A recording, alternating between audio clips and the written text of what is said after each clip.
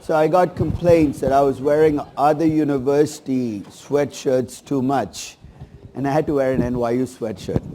I just don't like the color, to be quite honest. I'll wear red, blue, I don't care which university I wear, but no, this purple is kind of not my color. But anyway, decided today to be an NYU sweatshirt day. So I really pull for their sports teams. Where are they again in the suite? Oh, they're not there. Oh, never mind. Okay. But it's kind of unfair picking on NYU because they do play in a division which has what, Johns Hopkins and WashU. Have you seen what's in the division? I've actually in 32 years never gone to an NYU game. One of these days I might. Okay, that's a side story. You guys read the case yet? Okay. Hopefully you've read the case because that case is due a week from today before class. The reason it has to be before class, and it's absolute, is we're going to talk about the case in the first 30 minutes of class. So if I let you turn it in after, then it's really not fair. Okay? Again, keep your eyes on the price. The end game here is I want you to make, as a group, a decision. All you do is in service of making that decision. Should you invest or not? So look at the data, make your best judgments. If you run into a place where you have to make assumptions, but move on. So last session we were talking about getting from earnings to cash flows to incremental cash flows. And the last item I talked about was this notion of allocated G&A. How companies, especially big companies, allocate expenses to projects. And it's really not fair because these expenses have nothing to do with the project. And in the Disney case, I assumed that 2/3 of the G&A expense was fixed. It had nothing to do with the project. 1/3 had. But in the real world, the question I have is, when I see an allocated G&A item, how do I know how much of it is fixed and how much is variable? Because companies don't break down G&A into fixed G&A, variable G&A. So I'll give you a very simple statistical device using a very simplistic example, and you can extend from this.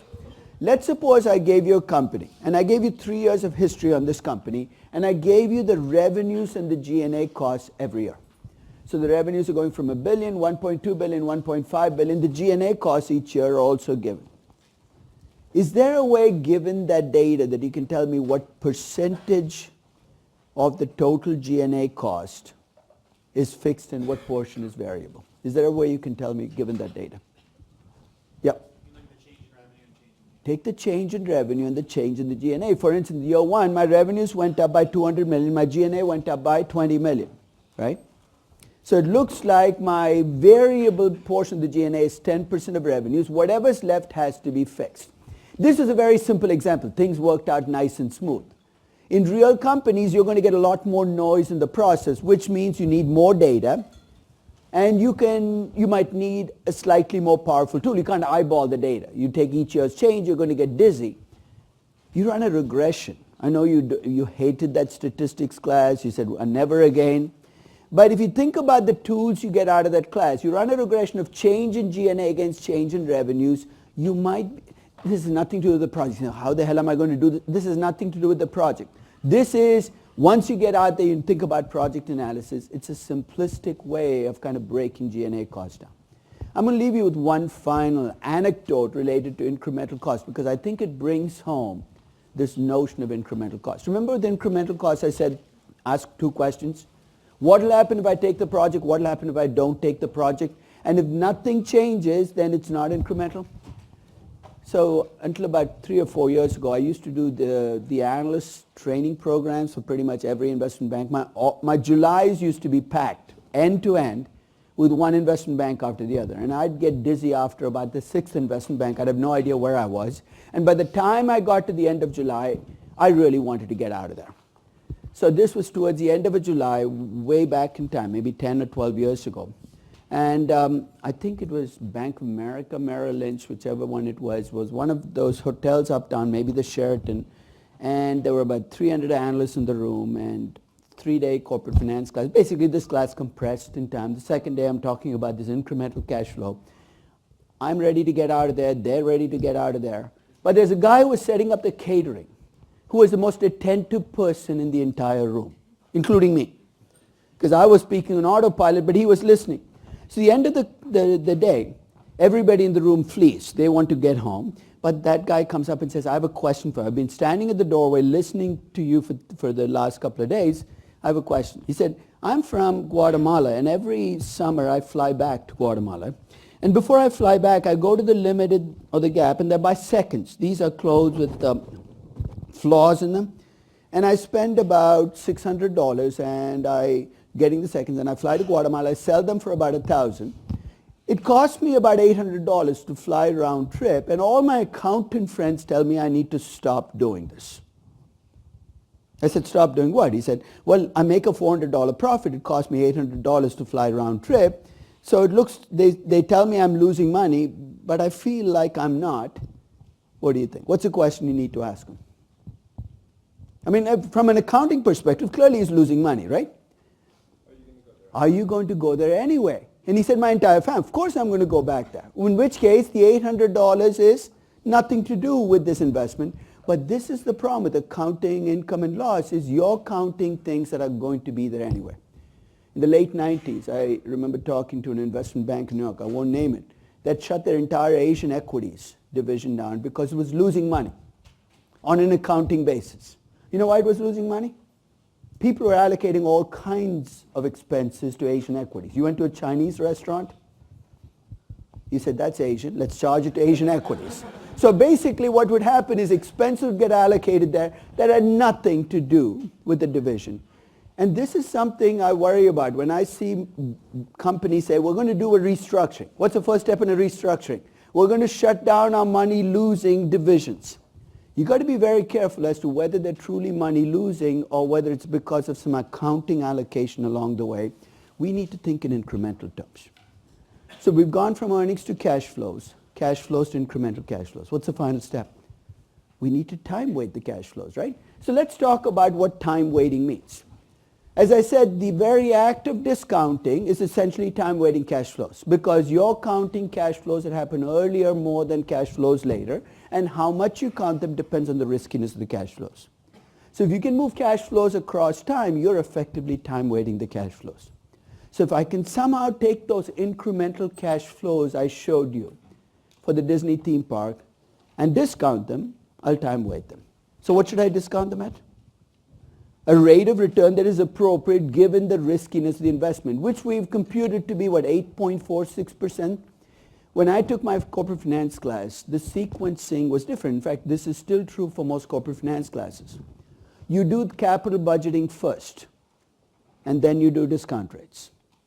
And I never understood the sequence. Because you do a project, and there's a cash flows, and they'll say, we're going to use a discount rate. You say, where did that come from? We'll make it up for now. We'll come back to it later and talk about discount rates. You cannot do capital budgeting until you have your hurdle rates nailed down. The reason you need to get your hurdle rates done is because without them, you cannot do capital budgeting. But because I have my discount rate, I can time weight the cash flows. And there are two mechanisms for time weighting cash flows. The first is, this page is actually a present value page, which none of you use anymore because you got the present value button in your calculator. I am still a little paranoid about that present value button. I don't trust it. Always double check it. It turns out to be right every single time, but I do it anyway because I never know what Microsoft will do to me. Okay? So this is, if you have a scientific calculator and you don't want to spend the money on a financial calculator, especially if it's programmable, this is all the equations you need in finance to do present value. You have a simple cash flow, of course, you just bring it up back. If you have an annuity, that is the payment button in your calculator. So basically that's what's going on. There's a growing annuity. This is actually a formula that you don't see in financial calculators that if you can program, you should. What's a growing annuity? Let's say I own a gold mine. I don't, but let's say I do. And there's 25 years of gold reserves I can extract from the mine. So I expect to make $1 million growing at 3% a year for the next 25 years. And ask you, what's the present value? There are two ways you can do it. One is you can take each cash flow, discount it back to today, come up with a sum of present. That'll always work. Or you can use this growing annuity formula. And it actually saves you time because you're taking 25 years of cash flows, computing a present value with one equation. And then, of course, you have those two equations that get us all into trouble in finance. They're perpetuity equations. The first is if you have a constant cash flow every year forever, The present value of that cash flow is the cash flow divided by the discount rate. So if I offer you $100 every year forever and ask you what's the present value, if your discount rate is 5%, 100 divided by 0.05 gives you 2,000. And if you think about the logic, if you take 2,000, put it in a bank, and it makes you 5% every year forever, you're going to collect $100. But if your mind is boggled by the notion of a perpetuity, it's going to be even more boggled by the notion of a growing perpetuity, right? Because then if I say if you get $100 growing at 3% a year forever, what's the present value? You take the expected cash flow next year, which will be 103. It's always 1 year out, divided by the difference between your discount rate and your growth rate. We're going to use this equation, but we're going to use it with caution.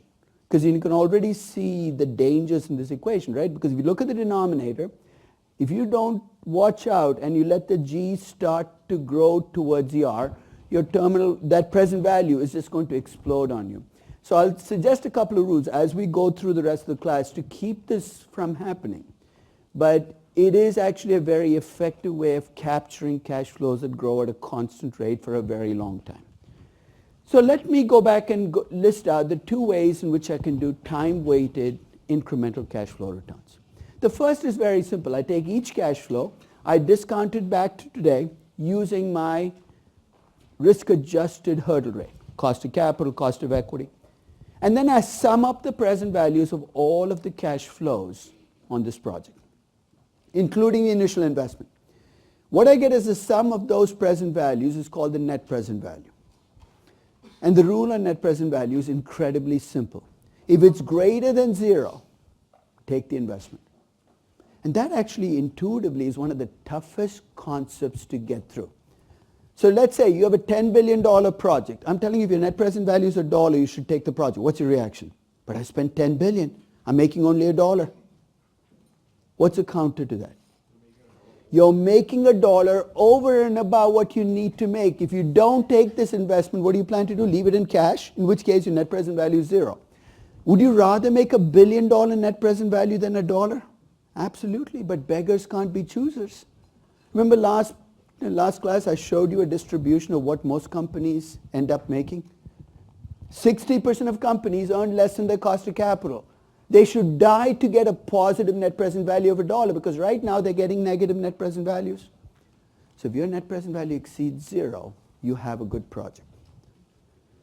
The problem with net present value is it's a dollar value. You're saying, why is that a problem? If I ask you what return you made last year on your portfolio, I'm not trying to get personal, but if I did, the answer I will usually get is a percentage answer. I made 7%. When we think about returns, we like to think about them in percentage terms. And the net present value is a dollar value. So if you run into a manager who says, listen, net present value, I can't relate to it. It's a dollar value. There's another time-weighted incremental cash flow approach that gives you a percentage return. And here's what you do. You take your cash flows and you try different discount rates.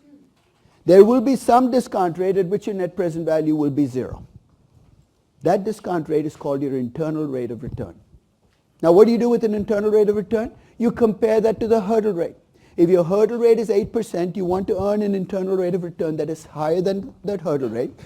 95% of the time, the two approaches will give you the same answer. You're saying, what about the other 5%? We'll come back and talk about the times. You might get divergent answers, but they're both time-weighted incremental cash flow approaches. One gives you a dollar value, the other gives you a percentage value. So let's try this on the Disney theme park. If you remember, I had those incremental cash flows for the next 10 years. And then I ran into a bit of a problem that I created for myself, which was, I told you I stopped after year 10, and this is a really long, I waved my hands and said, I wish I could do something more. But with accounting returns, I said, it's too much work, I'm not even going to try. But if you're doing cash flows, there is a way you can bring in what happens after year 10 without actually doing year 11, year 12, year 13. And here's what I'm going to do to get that. I'm going to assume after year 10 that the number of tourists coming into the theme park levels off. You know why I do that? If I let the number of tourists keep growing, what do I need to do then as Disney?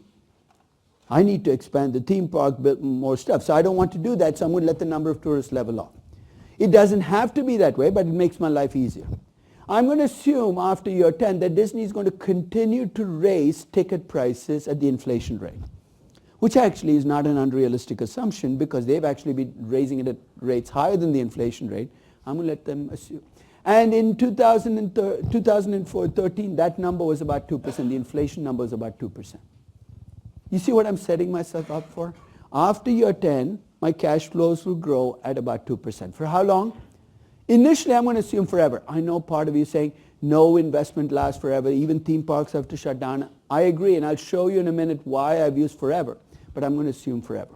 So if I assume my cash flows will grow at 2% a year forever after year 10, what type of cash flow have I just created? A growing perpetuity, right? And remember, the present value of a growing perpetuity is the cash flow 1 year later, which in this case will be cash flows in year 11, which is what the numerator is. 715 million was my cash flow in year 10, growing at 2%, divided by the difference between my discount rate, which is the 8.46%, and the 2%, which gives me this immense number, $11.3 billion. For the moment, just keep it as a number because I'm going to come back and ask you intuitively what that number even means. But that is what my present value equation does. Now I'm ready. I take my incremental cash flows, which we did a few pages ago, for the next 10 years. In year 10, at the end of year 10, I throw in the 11,275 million, and I discount all of those cash flows back at 8.46%. Remember the 8.46%. That's a cost to cap for theme parks adjusted for the fact that this theme park is in Rio. What I get as my net present value, because remember, I've also included the initial investments, is $3.3 billion. Okay, so now comes the easy part. Should I accept this investment? Because when we stopped after return on capital, it looked like a bad investment. Now after net present value, looks like it's greater than zero, right? 3.3 billion. We'll come back and actually make it even more meaningful. But before I do that, what do you think changed the decision? What was the factor that tilted the decision from being a bad decision with accounting returns to a good one when I do NPV? You want to try, Jim? Your terminal value. My terminal value of 11. So when you look at that 11,275 million, clearly it's making the difference, right? So let me ask you a question. What exactly does that 11,275 million tell me? And don't tell me it's the present value of a growing annuity. I know that. But I want something intuitive. Let's suppose I'm a person who has absolutely no immersion in finance and say, what is that big number? What does it tell me? Liquidated the theme park at the end of 10th year. This is what market. Liquidated is a dangerous word. Sold the theme park, lock, stock, barrel, and Mickey included. Do you see why Mickey has to go with the theme park? Because if I sold you just the theme park and say, hey, I'm going to pull the characters out, there's no way you're paying 11,275 million. Because without Mickey in the theme park, you might not get as many tourists. Is there any chance Disney will ever sell a theme park to somebody else, Mickey included? None. So it's a hypothetical. You're saying, if I had to sell this theme park as a going concern, how much would I get? That's what the 11,275 million. I actually presented this at Disney way back in time. And one of the guys in the audience said, you're assuming forever. We know theme parks last a long time, but forever is a really long time. So I actually showed him a graph of what that net present value. Remember I showed you the growing annuity equation? I actually said, hey, what if I just assumed a 40-year life after year 10 instead of forever? The value that I get is $11.1 billion. So going from 40 to forever really didn't change. So you're saying, why did you use forever? It makes my life a lot easier. Next time you see a terminal value equation in a discounted cash flow model, I'm not being, overly optimistic and assume things will go on forever. I'm just saying it's going to go for a really long time. And a really long time, I might as well use the forever because I'm going to get roughly the same answer. So my net present value for this project is $3.3 billion. And here's why net present values are so closely connected to the way we thought about the objective. What did we say the objective in corporate finance was when we started the class? Maximize the value of your business, right? You know what net present value does? It basically adds on to your value. So if Disney takes this project, You ask me what will happen to its value as a company. The answer is very simple. Its value will increase by roughly $3.3 billion. So you take a project with a net present value of $5 billion, your value goes up by $5 billion. You take a project with a net present value of 0, your value doesn't change. You could take 100 projects, it doesn't change. If you take a project with a net present value of minus $5 billion, tell me what happens. The value goes down. Recently, Disney took a project with a net present value of minus $5 billion. I think, why would they be stupid enough to do it? I don't know why they'd be stupid enough to do it, but they did it. What am I talking about? Happened just last week, the actual consummation of that stupid deal. They bought Fox for roughly $70 billion. And on the day the deal was announced, and through that, Disney lost about $5 billion of its own market value. You know, you can say investors don't know as much as Bob Iger does. You know, maybe this is, but at least at the moment, investors are looking at the deal saying, you paid too much. When you overpay on an acquisition, you can dress up this turkey as much as you want. But it is a big negative net present value investment. And that's always amazed me about companies is they will spend 50 hours on a $50 million project to make sure the net present value is positive. They make you jump through hoops. Forget about a $50 million. $5 million project. Show me the analysis. Do scenario analysis. And then you do a $50 billion acquisition. All the rules go out of the door. You can wipe out with one bad acquisition 15 to 20 years of really solid work in taking projects. That's why when a company does a big acquisition, we've got to hold it to a much, much stricter standard than we do today. So any questions on the NPV, how we got there and how to read it? Now, if you want an IRR, I could give it to you. Now, the normal way in which, unfortunately, we all compute IRRs today is you do what? Use the IRR function in Excel. As I said, I don't trust the function, and there's actually a good reason to mistrust, and we'll see why. But I actually prefer a different way of getting IRR. What did I say the IRR was? If you change the discount rate, it's whatever discount rate gives you a net present value of 0, right? So here's what I do. I take my cash flows, and I try a discount rate of 3%, 4%, 5%, 6%. And I graph out. This is called a net present value profile. The IRR is the point at which it crosses the axis. The IRR here is about 12.6%. What do I do with the IRR? I compare it to my hurdle rate, which is 8.46%. So it's giving me the same decision that the NPV did. It's a good project. But here's why I like an NPV profile. Now, when I did my NPV, I used a 8.46% cost to capital, right? Did I make a lot of assumptions to get there? The risk-free rate was, you can say it's not a big assumption, so 2 points, but I estimated a beta. I estimated a risk premium for Brazil. I put that into a cost of equity. Do you think the beta could change? Yeah, it could change over time. Could the risk premium for Brazil change? God, could it change in a minute? You see where I'm going? That 8.46%, tomorrow I could wake up and it could become 10.5%, or it could be 7.5%. We don't know what the discount rate is. We estimate it. We're uncertain about it. Interest rates could change. You're saying, so what? As the discount rate changes, my net present value changes, right? That's pretty obvious. The slope of this line tells you how much the net present value will change as the discount rate changes. By itself, you're saying, big deal. But let's suppose Disney is comparing two big investments, the streaming project that they're planning to work and the theme park, and they draw the net present value profiles on both on the same graph. Let's say they both have roughly the same net present value, 3.3 billion, and Disney has to choose between the two. Do you see how seeing this slope might help them? Because the greater the slope, in a sense, the more risky the project is, because you're wrong on the discount rate.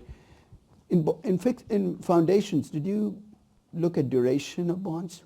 The duration of a bond is exactly this with the bond price and interest rates, right? Look at the slope of the line. We're essentially getting a measure of the duration of this project relative to the discount rate, and we're getting a secondary measure of risk. I'm not saying it should make or break this investment, but it's useful to know how much your net present value can change as your discount rate changes. So that's a bonus you get when you do a net present value profile that you don't get when you do an internal rate of return just directly from Excel. So here's what the IRR seems to say. Yeah. Do you also think if this is like a way to understand how wrong you can be about your discount rate? Yeah, in fact, I'm going to open up there how wrong you can be to every single box, right? Because the discount rate actually is my least of my worries here. I assumed a number of tourists would come into the theme park. I assumed a operating expense of 60% of revenues for theme parks, all drawn on what I learned from Orlando, but this is going to be in Rio. I have absolutely no idea. So this is just the first door in that uncertainty house I'm opening up. But there are some dark rooms I've got to go in there where I'm even more worried. But this actually is one layer of how uncertain you are about the discount rate. Yeah. So the IRR basically says that you take the project because the IRR is greater than the hurdle rate. A couple of things about NPV and IRR that we'll come back and talk about. The first is NPV is unique. What I mean by that is every set of cash flows, there's only one NPV you can get because you discount them. IRRs might not be. And I'll give you examples of projects which can have more than one IRR. It's a mathematical problem. It's not a finance problem. You can have more than one IRR, which is a problem. Why? If one IRR is less than your hurdle rate, the other is greater, and you have two IRRs for the same project, which one are you going to pick? I'll give you a way of dealing with that as well, but that's the problem with IRR. Second, NPV is a dollar value, IRR is a percentage value. You're saying, so what? NPVs are going to be biased towards bigger projects. If I'm comparing across projects, a bigger project will have a larger NPV than a smaller project simply because it's a dollar value. IRRs are percentage returns. They're going to be biased towards smaller projects. I'm going to argue, and you're going to see why, even as I said, that companies which face capital rationing constraints, that cannot raise capital, are much better candidates for using internal rate of return than net present value. Why? Because you got to get the biggest bang for your buck, right? So if you take one huge project, even though it might have a high net present value, you might be giving up more projects that could have collectively have had had a higher net present value. So IRR is going to bias you towards smaller projects. That's not a bad thing if you're capital constrained. Yeah.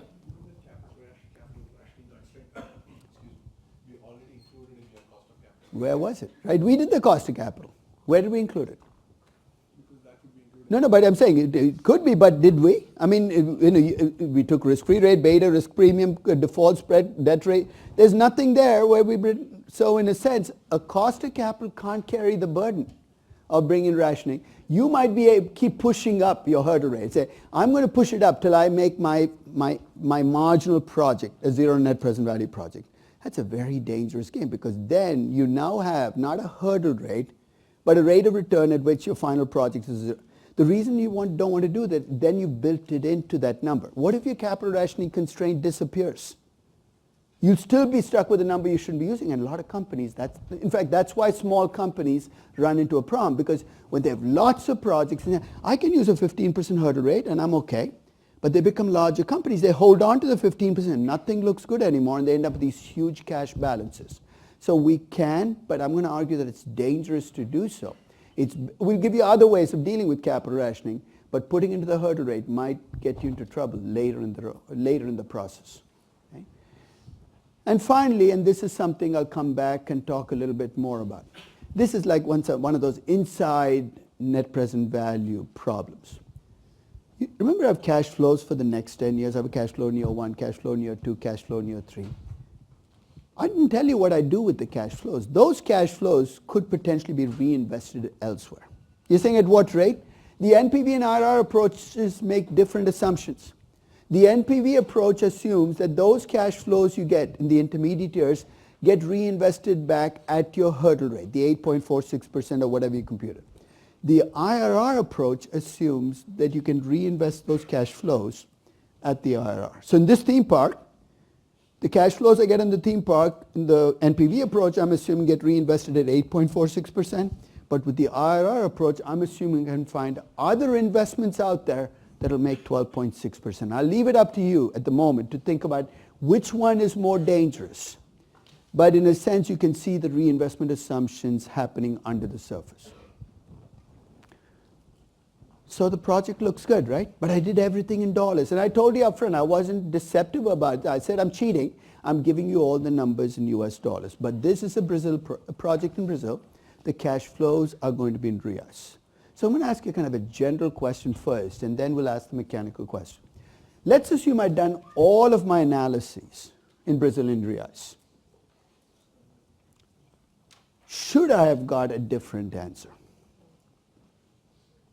You see why you don't want to get a different answer? Because can you imagine a project like this? You do it first in dollars and reais, and then you go to your boss and say, hey, you know what? This project looks good in US dollar terms. It looks terrible in Brazil. I can either take or accept or reject the project. I can't do both. So at least in theory, you'd like the two currencies to give you the same answer. And they will if you're careful. So I'm going to take this project and convert everything into reais. You're going to say, we're going to spend another 2 hours on this project. No, we're not going to spend more than 2 minutes on this project because I've done the dirty work already. First, I have to convert my discount rate, the cost of capital of 8.46% from dollars to reais. We've already done this a few times, right? To convert a discount rate from one currency to another. What are the two numbers I need to know? Expected inflation in dollars, expected inflation in reais. Let's assume that I could give you those numbers. You can convert the discount rate from dollars to reais. Second, I've got to convert my dollar cash flows for the next 10 years into real cash flows. So what do I need for that? I need expected exchange rates. And I'm going to use the same inflation that I use to adjust my discount rates to get my expected exchange rates. That sounds mysterious. But have you heard of purchasing power parity? Here's what purchasing power parity says. If you have one currency with a 9% inflation rate, another currency with a 2% inflation rate, over time, the higher inflation currency is going to depreciate roughly 7%, the difference in inflation rates. It is one of exchange rate's oldest theorems. It might not hold in the short term, but it always holds in the long term. So I'm going to convert my discount rate from dollars to reais using the difference in inflation. I'm going to convert my cash flows from dollars to reais using the same difference in inflation. And because I'm being consistent in how I'm doing this, you're going to see my net present value is going to stay exactly the same. So let's take this one step at a time. My dollar cost of capital is 8.46%. Let's assume the inflation rate going forward. It's always an expected inflation rate, but you often have to cheat and use last year's inflation rate. I'll give you some good news. You don't have to get inflation right. You just have to be consistent. You know what I mean by that? If you get inflation wrong, and you get it wrong in both places, it turns out that it cancels out. Takes a huge weight off your shoulders, especially with currencies like the real, where the inflation could be unstable. So with a 9% inflation rate in reais and a 2% inflation rate in dollars, my 8.46% cost of capital becomes 15.91%. Now if I just stop there, this looks like bad news, right? If I raise the discount rate from 8.46 to 15.91, my project should become much worse. But here's why that doesn't happen. Every year I take the exchange rate, which at the time that I did this was 233 reais per dollar, and I adjust it for the fact that there's a 7% inflation difference, and over time, guess what happens to my inflation rate, or my exchange rate? The real depreciates, and when I did this in 2013, I did this in Brazil actually that December, people said there's no way this is going to happen, because they'd come off 8 years where purchasing power parity hadn't held in Brazil, where the real got stronger even as it had higher inflation. And this is the thing about purchasing power parity. It hides under the surface until it jumps out. In this case, of course, in the next 2 years, the real went back to 4 reais per dollar. Over time, purchasing power parity is an unstoppable force. And when we're doing our analysis, we're saying it's going to happen. Because if I don't do that, I'm essentially not betting on this being a good project. I'm betting on the real staying strong. And I want to be investing in countries because of exchange rate views. I'm a theme park. I'm an entertainment company. I'm not betting on exchange rates. This keeps you from being an exchange rate player, which is often what happens in companies that pick projects based on where they think the currency will strengthen. So I get my expected cash flows in reais. I discount those real cash flows now. At my real cost of capital, I get a net present value of 7.75 billion reais.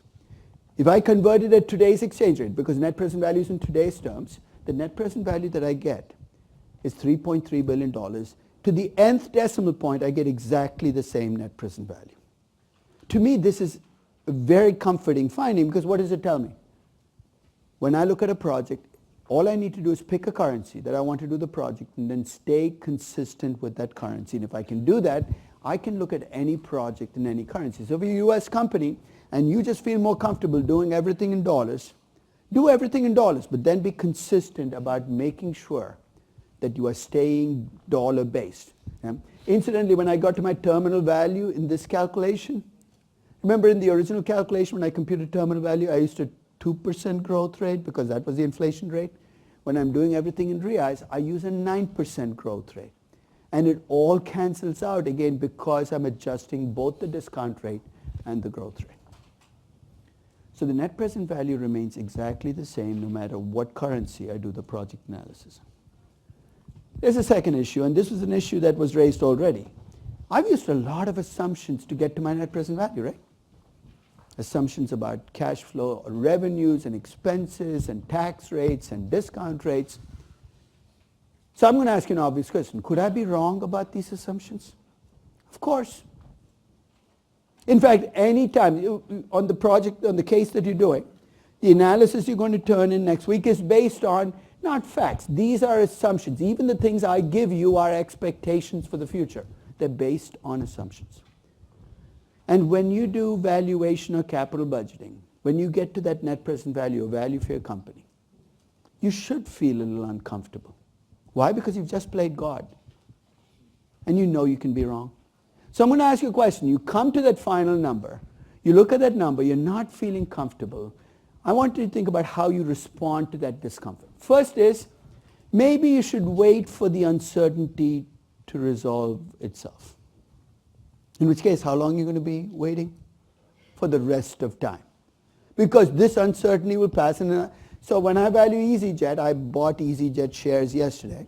Part of me said, why don't you wait a couple of weeks? Maybe Brexit will get resolved. Even if it did get resolved, it's not going to help me because there's going to be something else that comes into that space. There's always going to be something there. So if your answer to, hey, I don't like uncertainty, I'll wait till it goes away, this is not the right place for you to be. You can't be a decision maker here. Maybe you will not take the investment. There are some conservative managers, if I feel uncertain, which is just as bad as waiting for the uncertainty to get resolved, because then what is your company going to look like? You're going to be holding a lot of T-bills saying, that's the only thing I can count on. And if you get worried about the US Treasury, I don't even know what you'll do. Probably take it as cash, put it in your mattress. There is nothing you're going to find. Maybe you can pass the buck. There's a reason consultants exist. It's not so much for the good advice you give. It's because I can ask you and you tell me it's okay, and then if things go bad, I say it wasn't my fault. McKinsey told me to do it.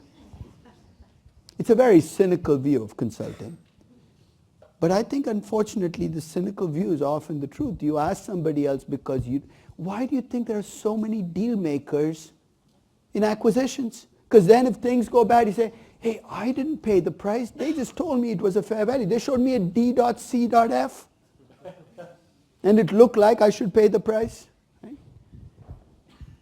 Maybe you can ignore it. There are a few people who are completely unfazed by the uncertainty. If you're one of those people, you should worry a little. Because you probably have some psychopathic, sociopathic tendencies. Because it's human nature to worry. But if you're not faced by this, you're either going to be a great poker player or you're killing people right and left. You're like Dexter. Right? There's actually one, I shouldn't even mention the study in case you plan to go into sales and trading. There's a study that looked at, how they can take pictures of brains?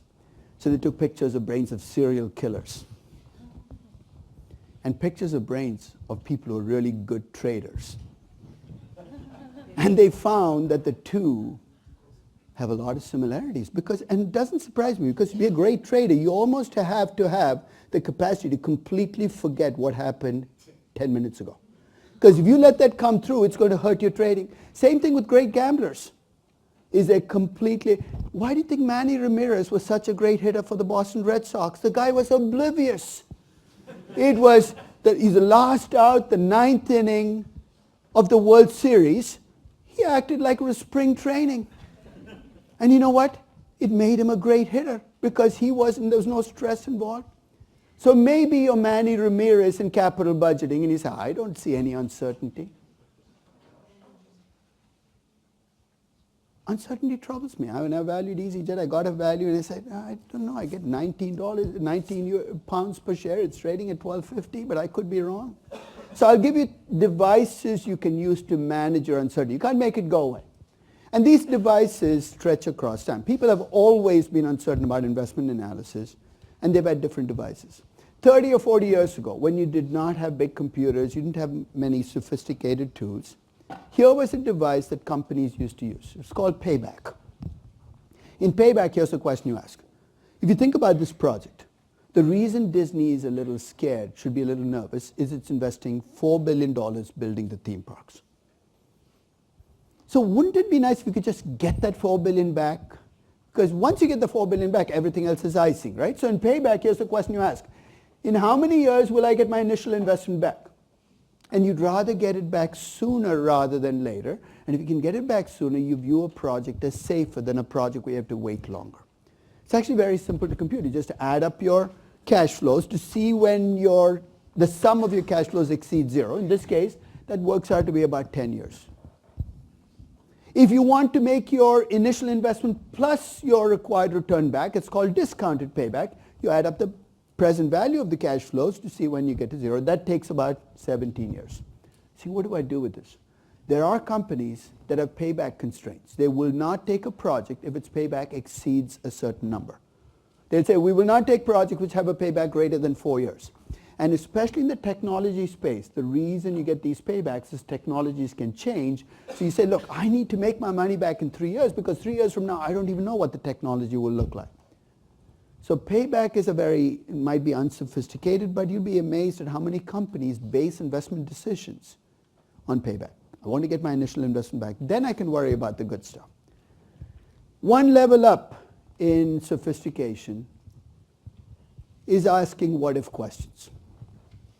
And I have to be quite honest, it's become much too easy to ask what-if questions. That sounds like a strange thing to say. I did my MBA between 1979 and 1981, so my that summer of 1980, when I would look for a job, it's not a great time to be looking for a job because in the middle of one of the worst recessions in a long time. Volcker was at the Fed, their interest rates were being hiked up to kill inflation. So I went looking for a job and I found one at a place called Watermark. It's a small company in LA, in Burbank. And it produced radio shows, syndicated radio shows. In fact, it produced one syndicated radio show.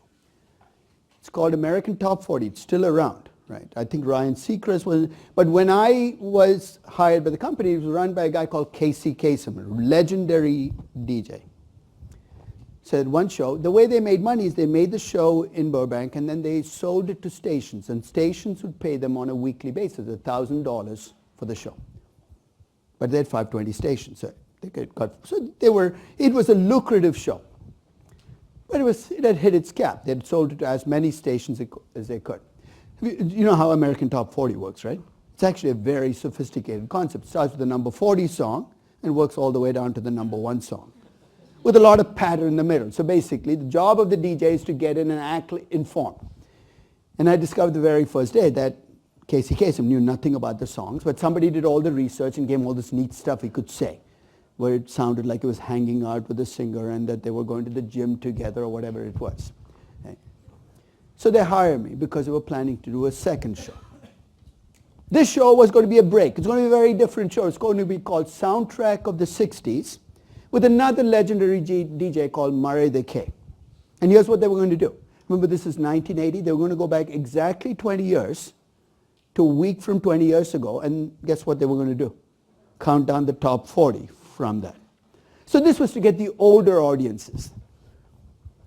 So they hired me to do the investment analysis. So I'd taken one corporate finance class. Every problem I'd ever seen came with cash flows and a discount rate.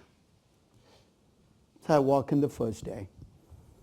And I get a mini cubicle. This is a really small company. So everybody had a cubicle, including the CFO. The CEO had a bigger cubicle, but So I would go to the CFO's cubicle and I ask him, you hired me to look at this. So I'd like the cash flows on the show. He said, what cash flows? And he hands me a ledger sheet, a blank ledger sheet. Ledger sheet basically just has lines drawn and nothing on it. I said, what am I supposed to do? He said, this is your job, is to come up with the cash flows. So I said, what should I do? He said, you got to figure out how many stations and how much you can. I had no idea. He says, go talk to the marketing guy who hated me at first sight. Why? He was a creative type. He didn't like to talk about numbers. So for 2 weeks, he acted like I wasn't even there. He just walked by me, you know. So finally, I said, look, you know, I've got to get started. Can you tell me how many stations you think you can sell this soundtrack of the 60s to? He said, I don't know, about 300, 400, 500, something like that, and he walks away. I said, this is the best I'm going to get. So guess what I used as my base case number? I actually went to the 400. He said 300, 400, 500. I said, the mid number must be the base number. And I built up the number of stations. And I did this on line item after line item. It was like pulling teeth because each one was another creative guy. And they would not give me the numbers until I extracted it from them. 6 weeks later, I had the cash flows. I don't even know how I came up with the discount rate. But I came up with the discount rate. I computed net present value. The grand finale is approaching. I compute the net present value and I go to the CEO and say, I'm ready to present. He says, okay. I'll call a couple of the board members. I don't know, they must be hanging out outside, 2 homeless people or something. He pulls them in. Sit around a table and I present the numbers and the grand finale was, based on your cash flows and your discount rate, your net present value is negative. You should not do this show. They look at each other and say, that's interesting. How many stations did you use again? I said, I used 400. They said, what would happen if you used 500? My stomach dropped. This is an Excel spreadsheet. Change 400 to 500. If I do 500, what do I have to do? Each number there is a hand-computed number. I have to go number by number, changing 400 to 500. So I said, why would you want to change it to 500? He said, would that make the net present value positive? I said, probably. He said, try 500. I said, why? He said, we've already decided this is a good investment. We just want you to say that we did the right thing. I thought at the moment that this was because they were a small, unsophisticated outfit. But here's the cynical side of me rising to the top. This is the truth in most companies. You make decisions on investment first, and then you do the investment analysis to back the decision. Not the way it's supposed to be. This is not a search for the truth. This is really a search for covering your rear end on the decision you've already made. Today, of course, changing 400 to 500, Excel spreadsheet, everything's linked up, you can do it, right? And people go crazy with this. So I'm going to make a plea. When you look at the case, don't go crazy. What if this, what if that, what if this and that? No. Try to keep it restrained. I remember maybe 7 or 8 years ago, I give one of these cases out, and I don't even know what that case was. Apple ITV, I think, is what I created. No. People turn in their projects. Usually they're about 8, 9, 10 pages, and even that's stretching. And this project was 110 pages. So what the heck did these guys do? They'd run 105 different scenarios on the project. Things like, what if Janet Yellen catches a cold? This is what will happen in the net present value. They must have run a macro that just said scenario, scenario, scenario. But here was the bottom line. In 55 of the scenarios, you got a positive net present value. In 50, they got a negative net present value. So this is the final page. They say, if you know you're going to be in a positive scenario, take the project. If you think you're going to be in a negative scenario, don't take the project. Don't go there. The entire objective in what-if analysis is to do what? To make a better decision. But you can lose sight of it if you get too deep into the weeds of asking what-if questions. So when you look at what-if questions, less is more. Pick 1 or 2 big assumptions if you want to ask what-if questions. And preferably things you control, not things you don't. You know what I mean by things you control? Don't ask about risk-free rates and what will happen to your project. This is out of your control. It affects everything as a company. Pick margins or pick growth and say, what would happen if I had more aggressive growth and had settled for lower margins? Because your objective is to make sure you make a better decision. Less is more. And if you can present your results in a picture, it's even better. And what I mean by that is churning out table after table after table of scenarios. I promise you, I won't even look at the tables. If you have 17 tables of things you've done, nobody can. There are just too many numbers coming. Figure out a creative way of presenting it. And I'm going to make a reading suggestion. I've made very few in this class because I don't read much. I think there's something that can help all of us. It's actually by a guy called Edward Tufte. Have you heard of him? He actually is a professor, I think at Princeton or Yale, one of the Ivies. And his specialty is presenting information visually. One of his most famous books is Visual Display of Information. And in that book is my favorite graph of all time. It's actually a graph that maps out Napoleon's ill-fated attempt to invade Russia in the 1800s. I don't know what it is about Russia and European monarchs, but it turns out it's big, it's out there, and European monarchs want to invade it. So one day Napoleon wakes up in Paris and says, I'd like to invade Russia. Puts a big army together. See this big gray, the width of the line tells you the size of the army. That's leaving Russia. So you're starting off right at the top, leaving Russia with a big army. So it's Napoleon in front riding a horse, everybody else in infantry walking behind him. You know, walk and walk and walk. You're saying, what's that little side tangent? They probably got distracted and invaded Poland along the way. You know, that's always a problem. You go into Russia, Poland's right there, so why don't we invade Poland? You know? Okay. And then they keep going. Notice the graph, the bar is getting narrower as you go through. The size of the bar, remember, is the size of the army. What's happening? You're walking across Russia. It's a big country, and it's getting colder and colder and colder. And they get to the end, they're in Moscow, spelled M-O-S-C-O-U. Don't ask me, it must be a French spelling of it. They're now at the outskirts of Moscow. It's the middle of December. Have you ever been in Moscow in the middle of December? I did this once, and never again. It's really, really, really cold. And that's what Napoleon said, it's really, really cold. I want to go home. He didn't even bother invading Moscow. It was too cold. He turns and he starts marching back. That's a black bar going back. And see at the bottom the temperature dropping as he's going back, so it's getting colder and colder. And by the time he gets back to Paris, it's 3 guys carrying Napoleon in. He made sure he survived. Everybody else is dead. This is an amazing graph. It tells a story of an entire invasion and a failure in one graph. One of the problems with Excel and insert chart is we get incredibly lazy, right? Insert chart. I've seen people chart out 2 numbers. Revenues last year, revenues this year. No, I don't need a chart. You just tell me the numbers. I'll make them 3-dimensional bars. No, it doesn't really help. 3, 4. So if you're going to show a graph, you want the graph to at least carry more weight than 3 numbers on it or 5 numbers. So if you do what ifs, see if you can find a way. Think of yourself as you're doing this for yourself. You're a decision maker.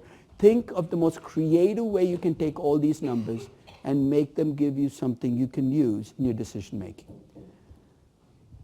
And there's a third approach, and this is something I could not have done 30 years ago.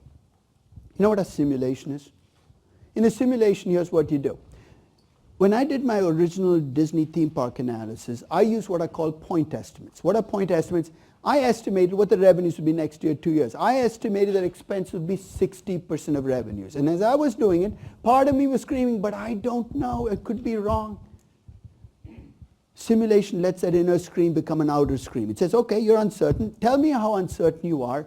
I'm going to make your number into a distribution. So here's what I did. I took 3 big assumptions I had that I was feeling uncomfortable about. And rather than use a single number, I made them distributions using an expected value. That was the base value that I had. So my expenses, I think, are still going to be 60% of revenues, but I could be wrong. They could be much lower because this is Rio. They could be much higher because this is Rio. Who knows? I need security guards with every guest coming through the park. That might increase my expenses. My revenues, I have a number, but I built in uncertainty. It could be 20% lower or 20% higher. I'm not sure. And for the cost of capital, I said, maybe country risk, I got this 3% wrong. Maybe it could be much higher or lower. I've replaced my base numbers with distributions. Now, you know how a simulation works? I'll tell you how I was taught simulations in my statistics class. It's very low tech. My professor came in with 3 glass jars. where he'd written numbers on little sheets of paper that he put into 3 jars. The revenue jar, the expense jar, the cost of capital jar. In simulation, here's what you do. You pick a number out of the revenue jar, 1 billion.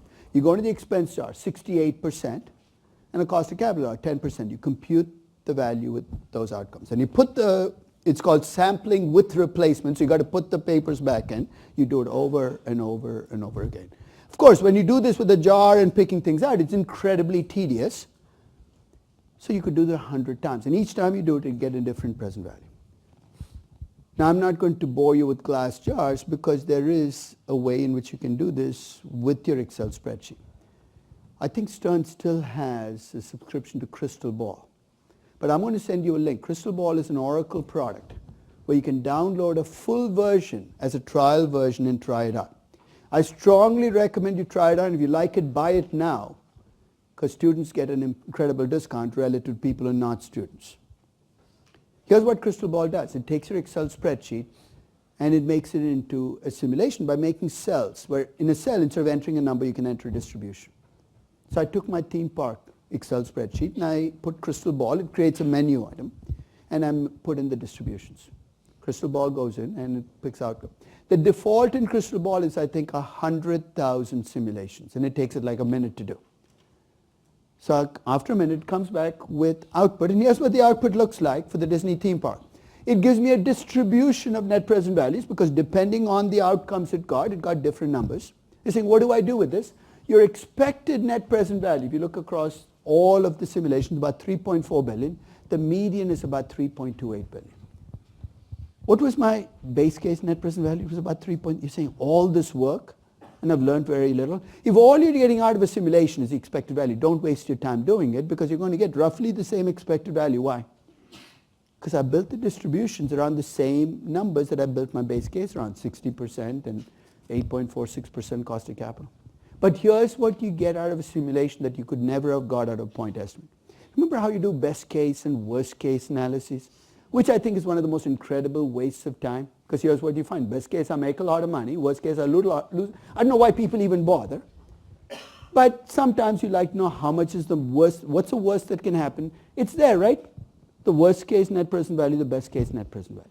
One of the things you worry about when you take a risky project is, could I be wrong? Could this really be a bad project?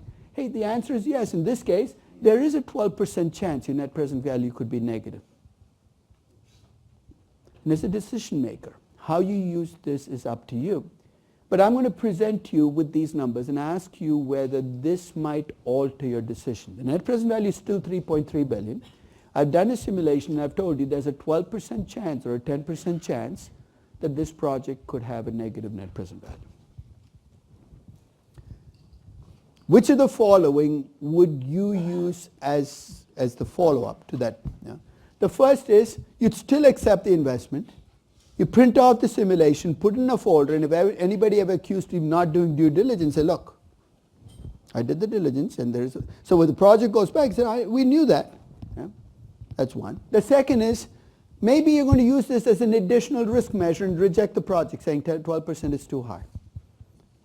This is actually one of the questions, what if analyses. What exactly do you plan to do with this? Because you are going to find outcomes that are bad outcomes. Is it going to change your decision? And if it changes your decision, you need to think through it, because you might actually be double counting risk. You see why you might be double counting risk? Because you adjusted the discount rate for risk. Now you're adjusting it for a second risk, and you might be worrying about the wrong risk. Why? You're thinking as a Disney CFO about this project as a standalone project. But who owns Disney? You don't. It's those 17 large shareholders, which include BlackRock and Fidelity. For them, this is one project, because if you think about the collection of companies they own, and each one doing a project, each one having this uncertainty, and if you think about what happens collectively, this is a classic company-specific issue. So I'm wary about giving this tool to CFOs, because I'm worried about what they might do with it as a secondary risk measure. But it's a good tool to have as a way. To me, this is a tool so you can look risk in the face. I think one of the problems with uncertainty is we try to hide from it. We're in denial. Here we say, okay, I'm uncertain. Let's see how uncertain I am. It's freeing for me to be able to see how wrong I can be on a project, because it tells me, look, I can be wrong, but I have to make the decision with the information I have. It's okay. And here's one way in which you can get an action out of these simulations. Let's suppose your worst case outcome is minus 3 billion and you cannot afford that. And it'll happen if your labor costs shoot through the roof. You might negotiate with the unions in Brazil before you do the project and say, look, I want to put a cap on how much I can lose. So you might be able to reduce your tail by spending some money up front. You're willing to give up some net present value to have a less negative tail. So there might be things you can do from this, but be careful about using it as an additional risk measure and rejecting projects because the tail looks too negative. Any questions? So try crystal ball. If you want, again, don't view this as suggestions I'm making about the case. You don't have to do crystal ball in the case. Why? Because I made the assumptions for you, and the crystal ball you're asking is about my assumptions. But if you want to bring in crystal ball, do it selectively. But you don't. Clearly, it's not something that you need for this particular case, but something to use as you go forward. So that was the Disney theme park. I did everything from the perspective of the entire firm. I looked at cash flow to the firm, operating income, cost of capital. Now, when you do an analysis of a project from an equity perspective, you've got to change perspective. So when you look at returns, rather than look at return in invested capital, you're going to look at return in equity. When you think about what to compare to, you compare that to the cost of equity. When you look at cash flows, you're going to look at cash flows after debt payments, cash flow to equity. When you look at what you're investing in a project, you have to look at only what you have to come up with as an equity investor. So if you decide to go the equity route, you've got to wear blinders. Everything is about you as the equity investor. So here's the project I'm going to use. I'm sorry, the font is a little small, but it's an iron ore project that Vale is planning to have in Canada. The capacity of the mine is 8 million, but it'll take a while to get there. The initial investment required for this mine is 1.25 billion, but Vale plans to borrow 250 million of that to take it. If you remember with the Disney theme park, I never even mentioned borrowing because everything was done in pre-debt terms. Here, because I'm going to wear my equity hat, out of the 1.25 billion, 250 million, I'm sorry, how much am I going to borrow? Might not be there. Okay, I'm going to borrow a portion of the 1.25 billion. That 1.25 billion investment is going to get depreciated down to a salvage value. Why am I not putting a terminal value like I did for the theme park? It's a mine. The iron ore is going to be gone at the end of the 10th year, and there's going to be nothing left. So putting a forever is not an option you have in every project you face. The build-up is given. Basically, you start off slow, you build up. The variable costs are going to be about $45 a ton. Fixed cost is going to be $125 million. Working capital is going to be about 20% of revenues. At the time that I did this, the Canadian dollar was roughly equal to a US dollar. So I'm going to project things in Canadian dollars, but keep that in mind. They're about the same. And I'm going to use the corporate tax rate of 34%. So it's an iron ore mine. It's going to cost $1.25 billion. And some of the, and in this case, instead of 250 million, I'm going to borrow 500 million of the 1.25 billion. It's going to be a term loan. This is one of the pains of equity analysis, is you actually have to specify the debt. You've got to figure out how you repay the debt, what interest. So it's something that you've got to think about. If you decide to go the equity route, you've got to be willing to flesh the rest out. What's a term loan? It's a loan where I pay an equal amount off every year. But some of that will be interest and some of it will be principal, and that amount will shift over time. It's like a typical mortgage payment in your house. It's a fixed payment, but part of it is interest, part of it is principal. But the amount in month 1, which is interest, will be very different than the amount in month 360. So what you see here is the total amount is 61.8 million every year for 10 years. But early on, if you look at the interest portion is 20, and the principal. But by the time you get to the end, almost all of it is principal. So what you see in the last column is the remaining debt. This is an easy calculation to do because if you have, it's basically I'm computing the payment and breaking out interest and principal every year. You're saying, why do you care how much of the payment is interest and how much is principal? If I'm paying 61.8 million, it's a cash outflow every year. Why do I care how much is interest and how much is principal? Because interest is tax deductible, principal payments are not. So I need to break it down to interest and principal payments. So here's what I'm going to use as my discount rate. Because I'm going to be equity focused, my discount rate has to be a cost of equity. And in this case, the cost of equity that I got for iron ore was 11.13%. Here again, it helps that I've broken down the cost of equity by business for Vale. It's different for different businesses. And just as in the case of the theme park, I'm focusing on the business in which this project is, the iron ore business. 11.13% in dollar terms. And if I wanted to do it in reais, of course, I'd get a very different number. Okay? So there's my US dollar cost of capital, dollar cost of equity. And because my cash flows are going to be in dollar terms, I'm going to stay with the dollar cost. Okay. I know there are a lot of numbers on this table, but here's what I'm doing. Every year I'm projecting out revenues. Okay, so I look at how much iron ore I produce. I use an iron ore price that reflects the price today. Why am I doing that? Well, because I don't want to bring an iron ore view into this project and end up taking it and then find iron ore prices. So I want to make sure this project is a good project given the iron ore prices I have today. Could that net present value change if iron ore prices change? Yes, and we're going to look at what happens. But I've taken the existing iron ore price, projected out the price, and the reason it's growing is basically that's the inflation rate built in. So I'm not taking a point of view into iron ore prices. I compute my net income every year. Keyword is net income. In the case of the Disney theme park, remember I stopped at operating income. Here I subtract out interest expenses, come up with taxable income, I come up with net income each year. Each year I also compute the amount of equity I've invested in this project by starting with the total capital in the project and subtracting out the debt due. If you remember in the 2 pages ago, I kept track of how much debt I have outstanding. So I compute how much equity I have. It's a lot more work, as you can see, to be equity focused, but I'm making sure I'm computing the net income and the book equity every year. Remember the first stop we did with the theme park before we got into cash flows? We did that preliminary analysis. I computed return on invested capital on the theme park and computed the cost of capital. Here I'm going to be focused on the equity version of that. If I divide the net income by the book equity, I end up with a return on equity, and that return on equity over the next 10 years is almost 31%. I compared that to my cost of equity. Because my net income was done in dollar terms, I compared to the dollar cost of equity. This looks like a slam dunk. My return on equity is huge relative to my cost of equity. And actually there's a reason for that. In this project, I'm actually depreciating the project down pretty close to nothing. As opposed to what? In the Disney theme park, if you remember, I kept putting money back into the theme park to keep it going. Do you see why I had to do that for the Disney theme park and not do it here? In the Disney theme park, what did I do after year 10? I kept the project going as a going project, which meant that I couldn't let the project run down. Here at the end of 10 years, I'm saying I'm done. Why would I keep throwing money into the project in years 5, 6, 7, 8, and 9, and 10?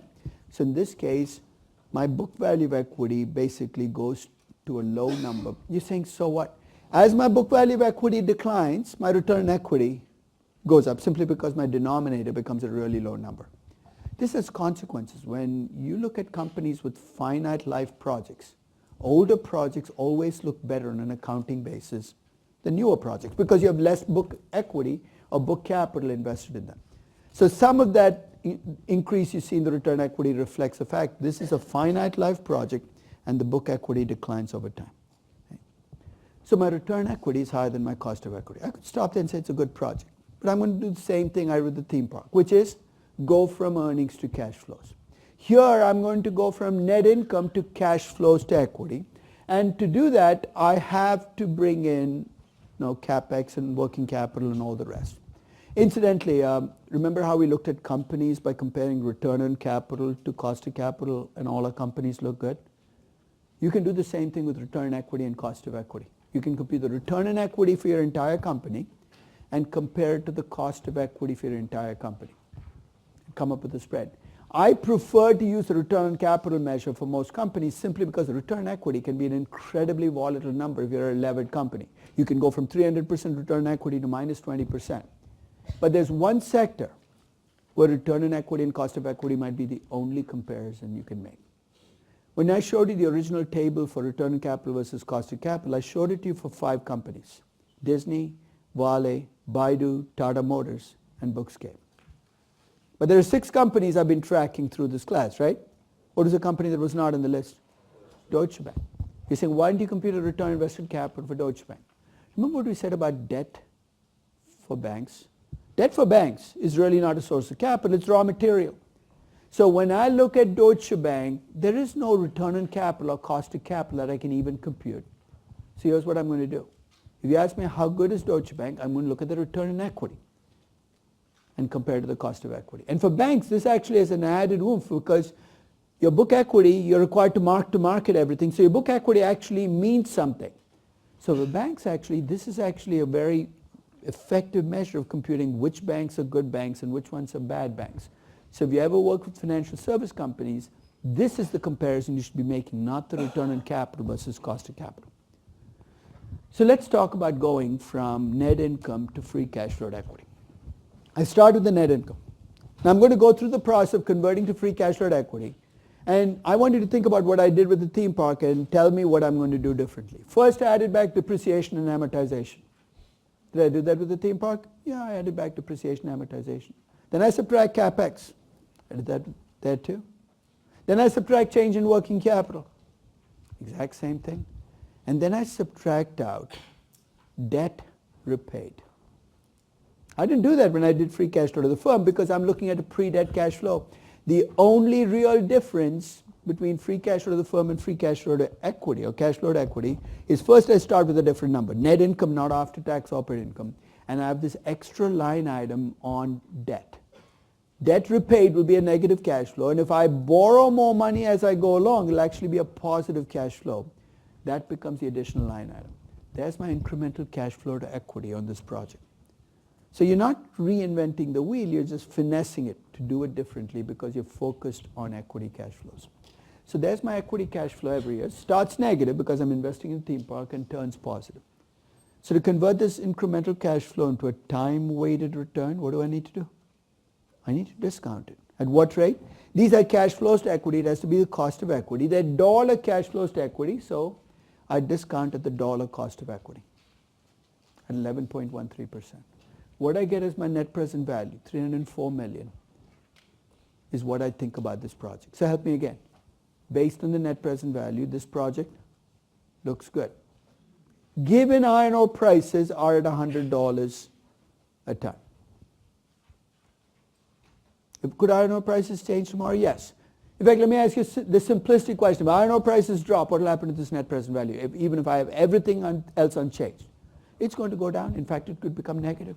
So let me start with an obvious graph. If I look at the, first looking at the discount rate, you can see as the discount rate changes, there's an IRR. And if I leave iron ore prices at $100, the IRR looks great as well. This project looks great at today's iron ore prices.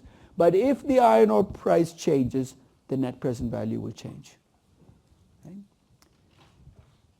Before we look at iron ore prices though, this was done in dollar terms. Remember when I did the Disney theme park, I did it in dollars and then I did it in reais. Here, let's suppose I did a different tack. Let's suppose I did everything in real terms. Not real terms, real terms. What does that mean? I ignore inflation entirely when I do the cash flows, which means my cash flows are going to be lower. And I decide to discount them at a real cost of equity. So let me ask you again the easy question. Should my net present value be different? Try it out for yourself. Do everything in real terms, discount a real cost of equity. You will get exactly the same net present value. And here's why. My cash flows will be lower, and so will my discount rate by exactly the same inflation rate. Inflation is what makes these net present values look different before you compute it. But if you are consistent about how you deal with inflation, things are going to even out. So I've talked about iron ore prices. So I said, let me look at what will happen in the net present value if iron ore prices change. And as you can see, if iron ore prices drop, not surprising, the net present value turns negative. I could give you a break-even price if you wanted. Around $88 a ton, this becomes a zero net present value project. And if the price drops below that. Now as a commodity company, every commodity company knows this. You're making a decision, you're basing it on prices today. You know, given history, that these prices could change. So this is stating the obvious. As iron ore prices change, the net present value could change. You know what else could affect the net present value? Is you're producing the ore in Canada and you're selling into a dollar-based market. If exchange rates change, Your net present value could change, right? In fact, if I make the exchange rate, the Canadian dollar stronger relative to the US dollar, it makes the net present value more negative. Why is that? Your costs are in Canadian dollars, your revenues are in US dollars. If the dollar strengthens, the Canadian dollar strengthens, your net present value could turn. I'm stating the obvious. This project looks good, but if iron ore prices move or exchange rates move, it could become bad. So as a manager, you're ripe for a sales pitch, right? You know what my sales pitch is going to be? I'm going to send the derivatives guy to see you.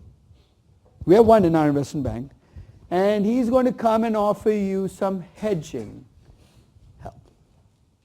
What could you hedge? You can hedge pretty much anything you want at the right price. So this is kind of a generic question. This is not just about Vale. This is probably true for any commodity company. I could potentially hedge against iron ore prices. Just like an oil company can hedge against oil prices. Should I? So that's the first one.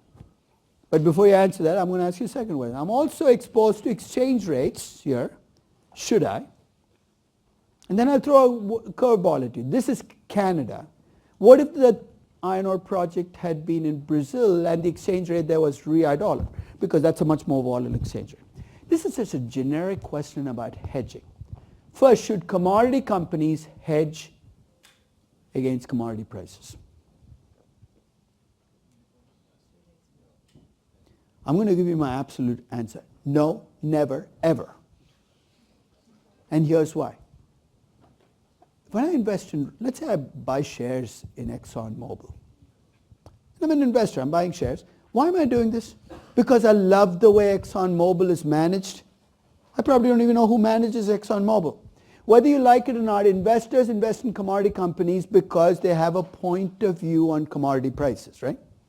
Now, if you go hedge against commodity prices, what have you just done? You've undercut the reason I invested in you in the first place. You're saying, but it'll make my earnings more stable for all the wrong reasons. I want really stable earnings. I'll buy a T-bill. My earnings are really stable.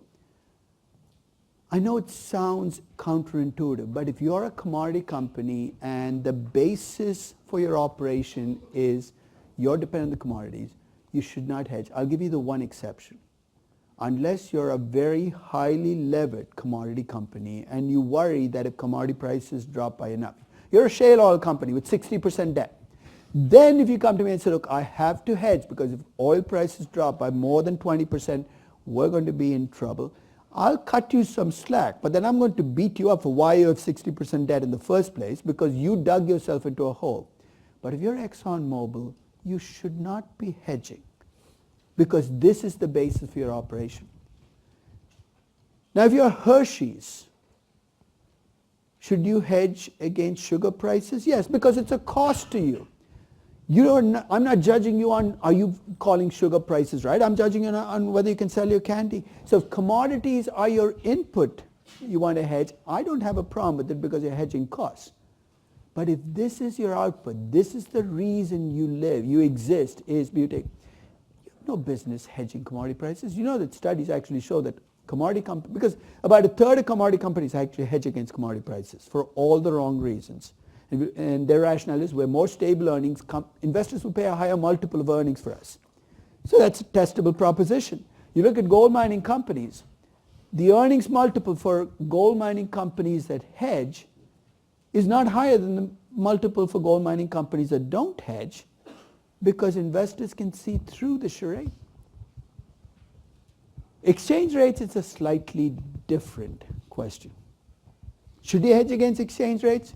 Yeah, because you could argue that maybe if exchange rates move enough that you could affect your gain, your default risk as a company. But my answer will depend on, remember we looked at the top 17 stockholders in your company? My answer will depend on who those top 17 stockholders are. If you're Disney, my advice to you is just let it go. Your investors will take care of themselves because they own hundreds of shares. The dollar strengthens, some of their companies are going to be helped. I think companies overhedge exchange rate risk, but there's at least a better case. And if you're a smaller company, a closely held company, by all means hedge against exchange rate risk because it could kill you and you're not diversified. It's a problem. So The question of whether you should hedge is a lot more nuanced than it looks, because it depends on what kind of risk you're hedging and who you are as a company. So I'm going to leave you with a graph, and I'd like you to kind of go through the branches on this graph, because this is the graph I would use if you ask me, should I hedge? First, I'm asking you, is there a benefit? First, is there a cost to hedging? If there's no cost to hedging, by all means hedge. But if there's a benefit, I want to make sure the benefit exceeds the cost and that I can't do it myself. And that's why exchange rate is something investors can hedge often cheaper. So I will leave you that graph to work through, but this is something to think about, and the question of should I hedge? It's not as simple as it reduces risk, therefore you should do it. Okay? I think because you're more volatility, if you're especially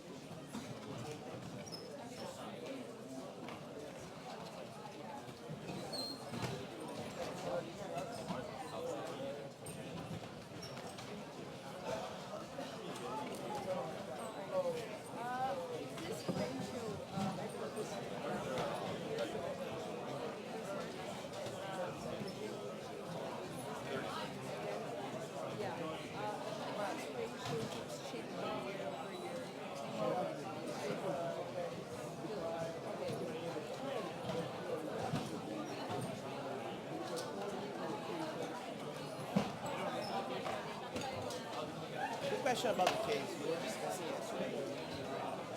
Consider that the 10% space.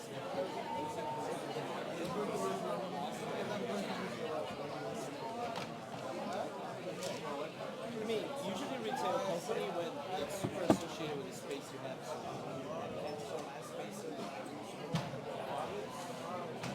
Probably not going to be 10%.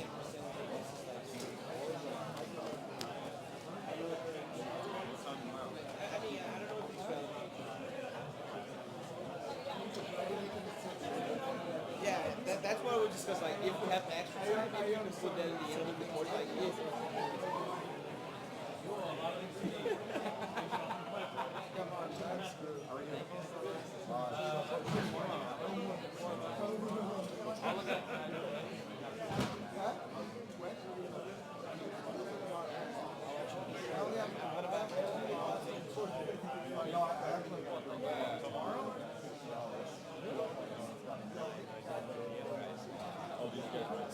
I'll buy my theology.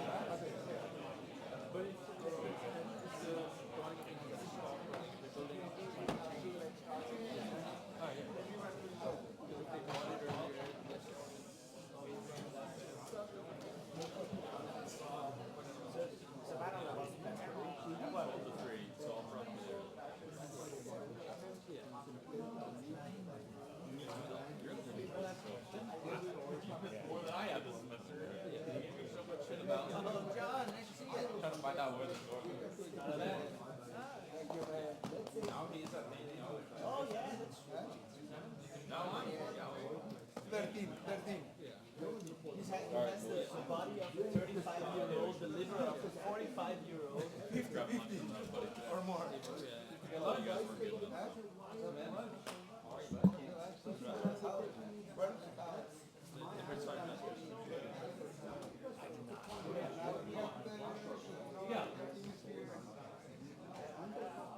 Oh, come on.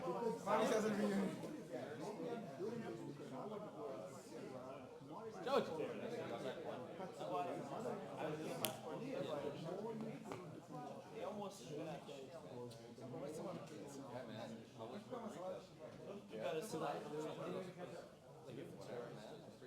I tell you what, that's why